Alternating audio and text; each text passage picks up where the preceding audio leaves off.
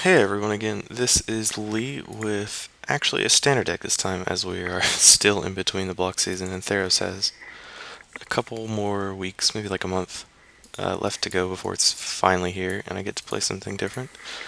But today, as you can see, I'm going with a blue-black control deck similar to the one that was played in the World Championships, or whatever it was called, World Magic Cup, I think.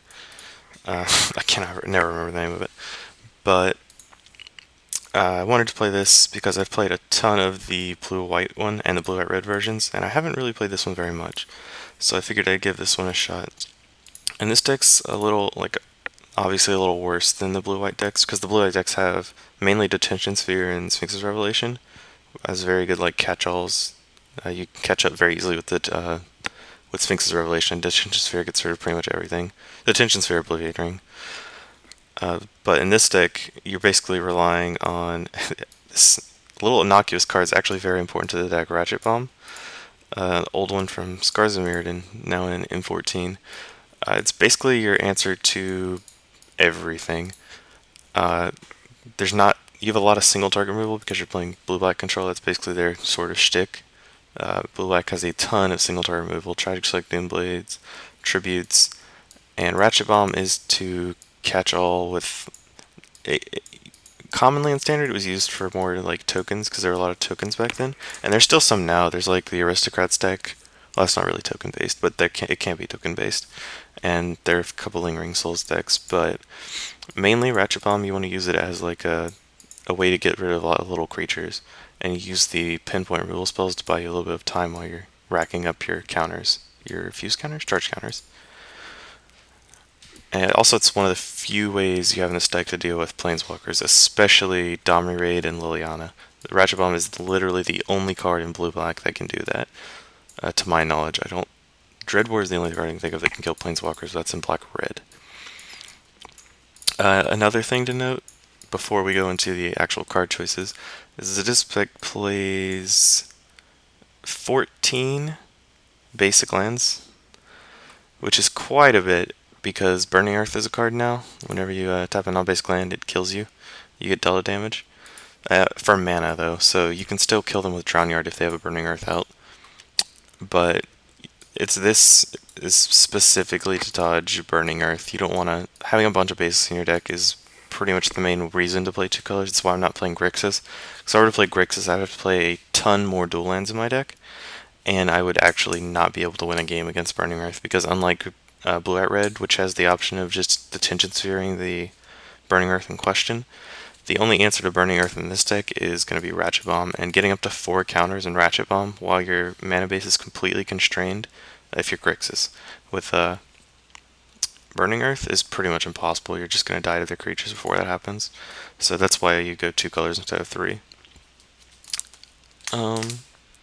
But I guess we can go to individual card choices now. It's actually pretty standard. Blue-black control decks are all pretty simple. You have like a ton of removal. You have 2 Tragic Slips, 3 Doom Blades, 3 Tribute to Hungers for the Hexproof decks and the untargetable creatures, and 2 Warped Physiques for a little extra oomph. Kills black creatures unlike Doom Blade. And we have an Essence Scatter, 2 Dissipates, and a Rewind. Dissipate and Rewind not extremely good against creature decks, but you're not going to play against creature decks every single time. And it's better, Rewind and Dissipate are much better against the more mid-range decks as well. And of course we have Snapcaster Mage to highlight all our spells. Just shove him to the side here, he's MVP. And, Augur Bowl, so we can count that as a removal spell because his main job is just to keep us alive against creature decks. Since the only way this deck can win is, there's no Aetherling in this deck, so we're trying to win with Nephalia Drown Yard. Honestly, I'm not sure why there's no Aetherling in this deck, but Aetherling speeds up your clock by quite a bit, but it costs a lot of mana, and it's very hard to get rid of, obviously, but it constrains your mana base, and the whole point of blue-black, and to a point blue-white, though not as much, is to leave up in as much mana as you can at the end of your turn.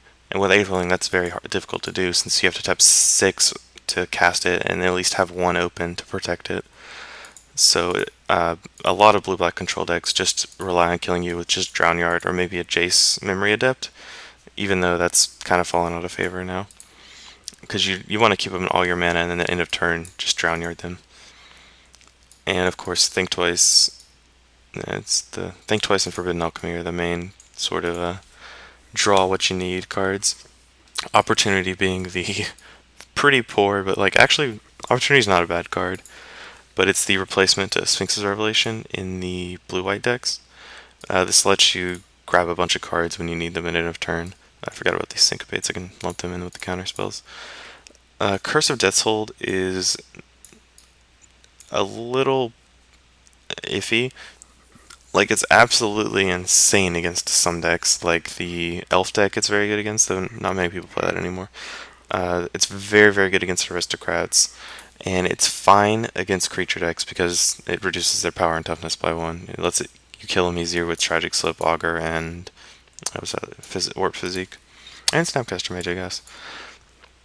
But sometimes I side the mind against creature decks, especially the faster ones, because there's no way you can like expect a 5-mana aura to save you, especially if they're heavy on like Hell Riders and Hell Kites. That you need to take them out and add in some of these more point removal spells in the sideboard, which I'll go ahead and get to now. Sideboard is split into creature and non-creature decks, with like every control deck basically. So you have Augur, Curse of Death's Hold, 2 Devour Flesh, Mutilate, and sometimes Pithing Needle against aggro decks. Just Cremate to the side. You can bring in Cremate against any graveyard decks you find. There's only one in here because it's basically free to include. It cantrips, so it's not the best, but it's not the worst either. It can cripple a Unburial Rites at the right time. But basically, it's pretty self-explanatory, and Carson doesn't come in every single matchup, but the Devour Flesh is just extra removal, curse, varied against Aristocrats. It's the primary thing I'd build it in. I board it in against. Mutilate's a good board sweeper, and Augur obviously for more defense. And Devour Flesh is also doubles as a good card against Hexproof. I do sometimes warding Pithing Needle against the red-green /X aggro decks because it's very, very hard to deal with Dominated in this deck. Ratchet Bomb is the only way to deal with Dominated because there's no realistic way for you to just like play a Snapcaster Mage and attack Dominated like 4 times.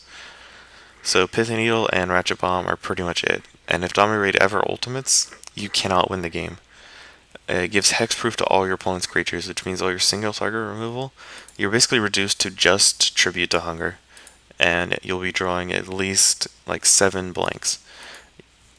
That's not a very reliable way to play the game, especially if they're playing like Lockstone Smiter, where you like draw some counter spells off your rewind, and then they've ulted a Domri, and they just like lay down a Smiter. You can't counter it, and they kill you with it because there's haste and double strike.